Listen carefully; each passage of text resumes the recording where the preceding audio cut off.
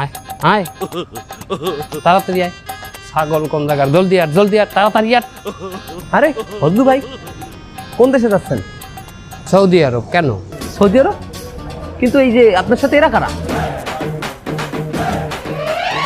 ওরা আমার ব্যাগটা টানে আর কি। মানে আপনি তো বিরাট সফল ব্যক্তি হয়ে গেছেন, ব্যাগ টানার জন্য 2টা মানুষ নিয়ে যাইতেছেন বিদেশে। তাই এই প্লেন ভাড়াটা আপনার নষ্ট হবে না? না, কোনো লস নাই, আমি বিক্রি করে এটা উড়ে গেলাম।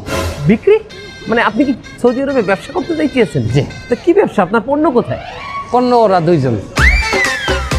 ওরা দুজন মানে? দুইজনে আমি বেচমু সৌদির এক কফিলের কাছে 5-10 লাখ টাকা নিছি।